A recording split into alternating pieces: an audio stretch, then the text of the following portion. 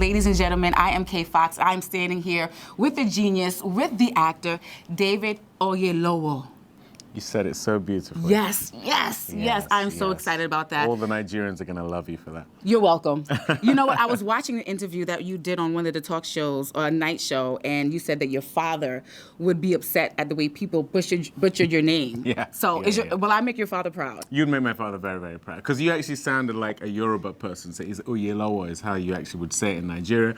But I tend to tell people Oyelowo because it just helps them not get brain damage. Exactly. And you got to do it from your diaphragm. A lot of African names. Wow, diaphragm and everything. Guys. Everything. A lot of African names are phonetic. So Yeah. that's what I've come to learn. Yeah. But Bass Reeves, I mean, I've been binge watching this show and I feel so many emotions. Talk to me about why you decided to bring this story to life. I wanted to bring it to life because I also had a lot of emotions stirred up in me when I first encountered the story. That happened in 2014 when a producer approached me with the idea of playing him. But, you know, as someone who had loved watching Westerns as a kid, I just couldn't understand why I hadn't seen this Western yet. And so, you know, having looked into him a little bit, his story is extraordinary, amazing, and lends itself to a film, a TV show.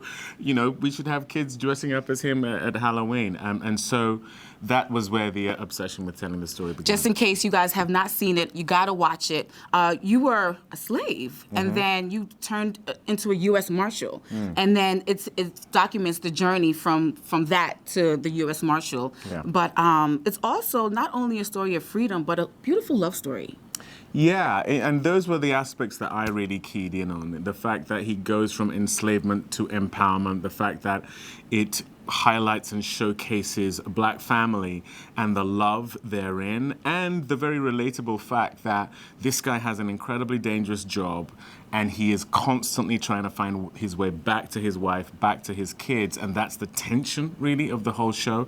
And like I say, you know, in a world where we're all dealing with the work-life balance, I just think that's very relatable. Now, how did you prepare for this role? Because as soon as you start watching like the first episode, you are into the action.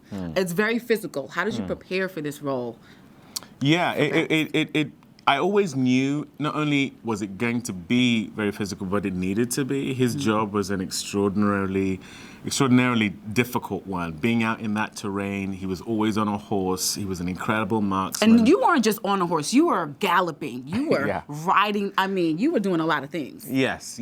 So that was a year of horse riding training just before we even begun. Had to get very strong because I knew that I couldn't afford to get injured during the 6 months of shooting. There's the accent. You know, as you can tell, I'm not from Arkansas or Texas. So you do an amazing job at that. Thank you very much. So, you know, there was a lot of prep, but again, as an actor, that's the joy. You know, I'm not really interested in playing myself, so you got to go and acquire these skills. And I love the relationship that it portrays with black people and Native Americans. I don't see that a lot, and I have not seen that story told. So I'm interested in seeing that dynamic as well. That's told through Bass Reeves. In fact, the Seminole, who we feature in the first episode, you know, a lot of them were made up of the intermarrying of black people and Native Americans as well. And yeah, that's what's so problematic about when storytelling is kept to especially a white male perspective. You know, we just lose out on so much of the richness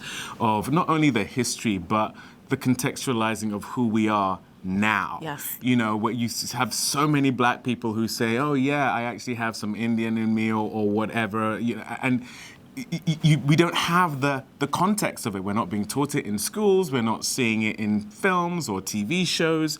In fact, it's being kept from us because that's the way prejudice exists. Make people feel like they are so different that they are to be distrusted. But, you know, that's one of the things we try to do with the show, is to really contextualize what America actually was and continues to be. I love watching it.